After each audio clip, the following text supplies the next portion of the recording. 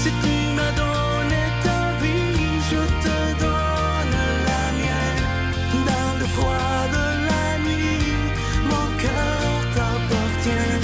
Et quand la tristesse arrive, je sais tu es là, toujours près de moi. Bon vendredi, bienvenue à votre émission La Victoire de l'amour. J'espère que vous allez bien ce matin. Comme on le fait tous les vendredis, on rejoint quelqu'un qu'on apprécie beaucoup et je la remercie malgré son horaire très chargé de faire partie de l'équipe de La Victoire de l'amour. Elle est médecin, chirurgienne en ORL, la docteure Valérie-Julie Brousseau.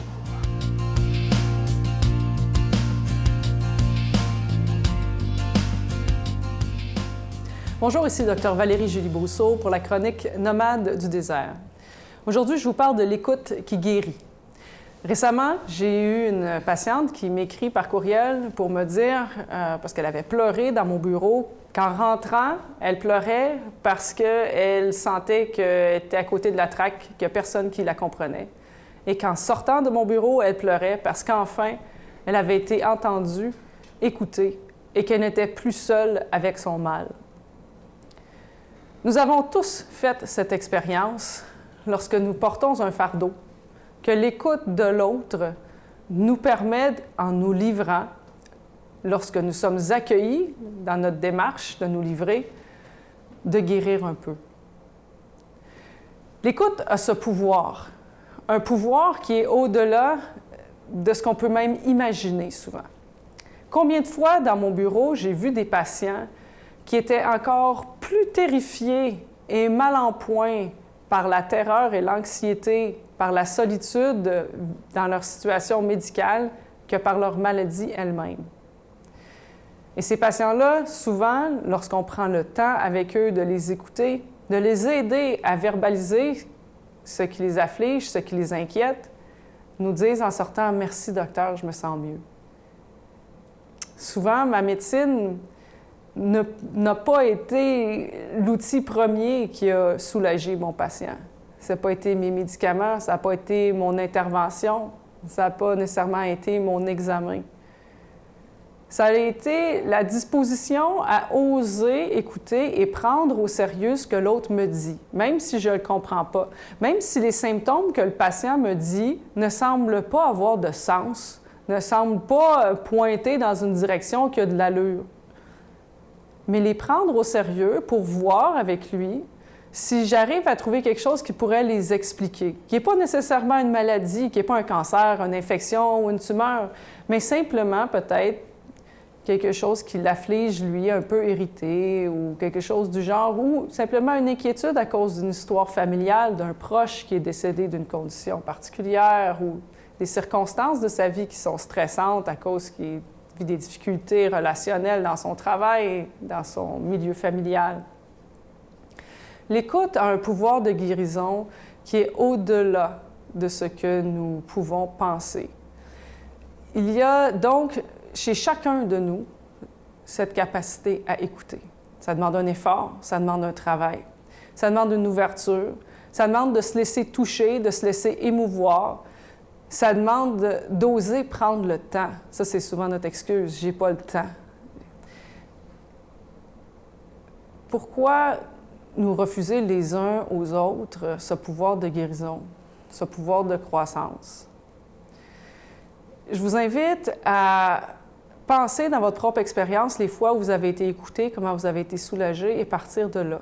Que ce soit une motivation pour vous à essayer de faire de même pour les autres. Pas juste en temps de crise, mais aussi dans le quotidien, dans le petit train-train, des petites choses à régler. Et je vous accompagne dans cette guérison. Notre Père qui es aux cieux, que ton nom soit sanctifié, que ton règne vienne, que ta volonté soit faite sur la terre comme au ciel. Donne-nous aujourd'hui notre pain de ce jour. Pardonne-nous nos offenses comme nous pardonnons à ceux qui nous ont offensés. Ne nous laisse pas entrer en tentation, mais délivre-nous du mal, car c'est à toi qu'appartient le règne, la puissance et la gloire, pour les siècles des siècles. Amen. Je continuerai à croire, même si tout le monde perd espoir. Je continuerai à aimer, Même si les autres parlent de haine, je continuerai à construire. Même si les autres détruisent, je continuerai à parler de paix, même au milieu d'une guerre. Je dessinerai des sourires sur des visages en larmes et je tendrai les bras à ceux qui se sentent épuisés. Oui, je continuerai à croire. Je suis tellement content de vous parler de ce magnifique cadeau du mois. Vous savez qu'on dit que le mois de mai, c'est le plus beau mois, c'est le mois de Marie. Alors, nous avons choisi un magnifique chapelet. Il est en cristal, le chapelet de Marie protectrice. Il est en cristal ambré et il est déjà béni. Je vous rappelle que vous le recevrez avec un don de 25 $ et si vous en voulez deux, avec un don de 40 $. Vous recevrez également un reçu pour fin d'impôt. Je vous donne l'adresse. La Victoire de l'amour, case postale 120, succursale Boucherville à Boucherville, le J4B 5E6, je vous la redonne. La Victoire de l'amour, case postale 120, succursale Boucherville à Boucherville, le J4B 5E6. Également par téléphone, par carte de crédit, du lundi au vendredi, de 8h30 à 16h30, dans le 514-523-4433, 523-4433 ou sans frais, le 1-888-811-9291, 1-888-811-9291 et aussi sur notre site Internet, le www.lavictoiredelamour.org. Je vous rappelle, pour ceux qui font leurs dons par Internet, vous savez que c'est très rapide, sécure et très efficace, mais ne vous en faites pas au niveau de la sécurité, c'est très sécure. Je vous rappelle ce magnifique cadeau du mois, le chapelet en cristal de Marie protectrice. Ce chapelet, il est déjà béni et je pense que c'est un des plus beaux parce qu'il est vraiment, vraiment beau. Et je veux prendre le temps de vous remercier, à vous qui êtes là présentement. Merci de prier pour la Victoire de l'amour. Vous savez que ça fait déjà plus de 25 ans.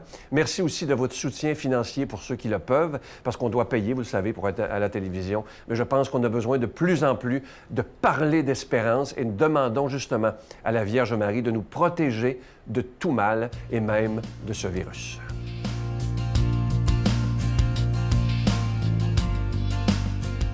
Mon Dieu, donnez-moi la sérénité d'accepter les choses que je ne peux changer, le courage de changer les choses que je peux et la sagesse d'en connaître la différence.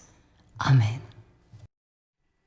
Aujourd'hui, la parole de Dieu est proclamée par quelqu'un qu'on apprécie beaucoup. Il est pasteur à Trois-Rivières, le révérend Joël Lapierre.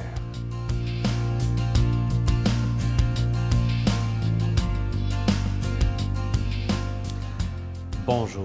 L'Évangile de Jésus nous parle de Jésus comme le bon berger dans l'Évangile selon Jean. Et aujourd'hui, on est dans l'Évangile selon Jean, le chapitre 21, les versets 15 à 19.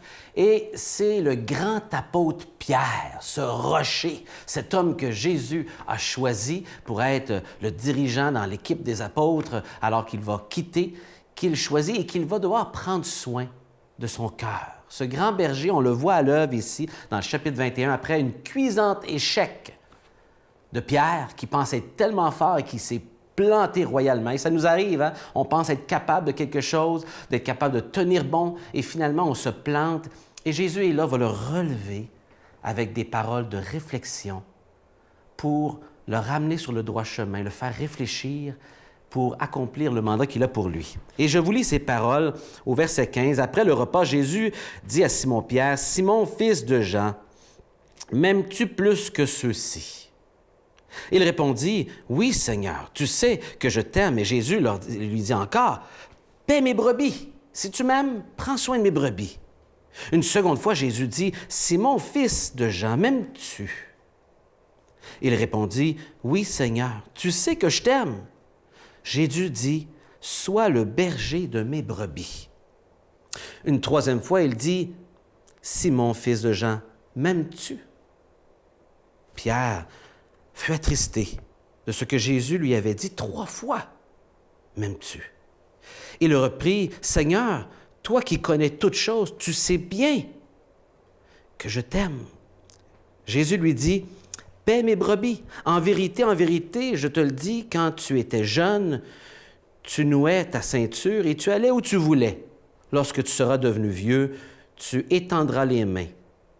Et c'est un autre qui nouera ta ceinture et qui te ceindra. Et là, tu ne voudras pas. » Jésus parla ainsi pour indiquer de quelle mort Pierre devait glorifier Dieu. Et après ces paroles, il lui dit, « Suis-moi. » Vous savez, Pierre avait déjà été invité dans le passé avec son frère il avait déjà été invité à le suivre. Mais il ne comprenait pas tout ce qu'il a compris à ce moment-ci lorsque Jésus va réinviter Pierre à le suivre après 3 ans de ministère avec lui, après avoir vu sa mort, sa résurrection, avoir vu qu'il s'est planté. Lorsqu'il va le dire « Suis-moi », tout à coup, la teneur de cette invitation ne sera pas la même que la première fois qu'il a dit « Oui, oui, Seigneur, je te suis ». Là, il réalisait avec beaucoup plus d'aplomb le sérieux de cet appel.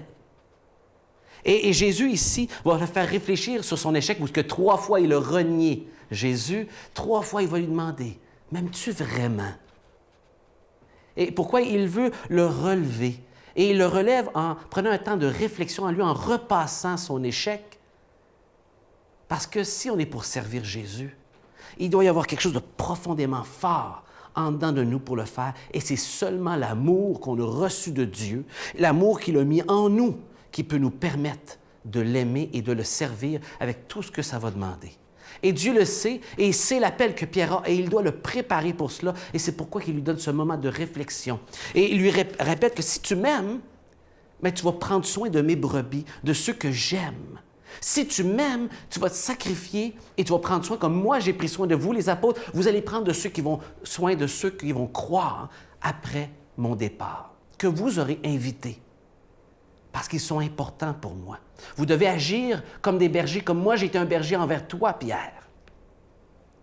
Et je tiens ici à voir comment Dieu relève par Jésus Pierre dans son échec, parce que Dieu aime nous relever après qu'on soit planté. Fait que si vous êtes planté aujourd'hui, là, découragez-vous pas. Dieu veut faire comme avec Pierre, il veut vous relever aujourd'hui. Acceptez qu'il veut vous relever. Et il veut vous dire ceci, qu'il est un bon berger, qu'il veut prendre soin de vous comme il a pris soin de Pierre, et qu'il veut que vous ayez aussi la même égard pour les autres. C'est-à-dire que si vous dites aimer Dieu et que Jésus est votre berger, vous êtes invité à agir comme un berger envers ceux que Dieu a placés autour de vous, dans votre entourage, famille, travail, voisins, amis, etc. Et pour ça, vous avez besoin de l'aide de Jésus, pour avoir ce cœur. Parfois, on est déçu de la communauté et on tend à s'isoler, à fuir pour éviter les blessures, les déceptions que nous, on peut causer et les autres aussi. Mais en même temps, c'est une maison de formation. Et Dieu aime ses brebis, aussi maladroites et blessantes qu'elles peuvent être. Et on doit apprendre, nous aussi, à les aimer et en prendre soin, malgré le risque que cela implique, que de prendre soin des autres. Jésus le fait. Il a été déçu et pourtant, il a aimé et relevé ceux qui l'ont trahi, ceux qui l'ont déçu. Et à cause de Jésus, qui est ressuscité des morts, vous et moi qui croyons en lui, pouvons faire la même chose avec son aide. Que le Seigneur soit pour vous un berger aujourd'hui et qu'il vous donne, par sa grâce, de prendre soin des autres comme lui veut prendre soin de toi. Bonne journée. Je vous salue Marie, pleine de grâce. Le Seigneur est avec vous. Vous êtes bénie entre toutes les femmes, et Jésus, le fruit de vos entrailles, est béni. Sainte Marie, Mère de Dieu, priez pour nous pauvres pécheurs, maintenant et à l'heure de notre mort. Amen.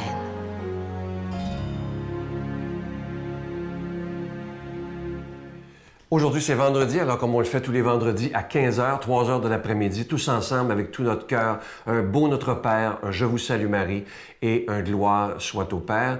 Et je vous invite vraiment, vraiment à ne pas manquer l'émission de dimanche. J'ai réalisé une entrevue par Skype, comme on dit, alors avec un jeune prêtre français qui habite en Normandie, il a 37 ans, il est très présent sur les réseaux sociaux, Facebook, Instagram, il fait des messes en direct, il chante en plus. Alors on passe la demi-heure avec lui, il fera son témoignage directement de la France. C'est merveilleux, la technologie, hein? Il va chanter pour nous et c'est lui qui fait l'homélie. Vous allez voir, il fait son homélie dans un établi, on dirait un atelier. Vous savez, quand on a des outils. Et il appelle ça l'atelier du bon Dieu. Alors vous allez voir, il a tout un charisme. C'est le frère Benjamin. Bye bye.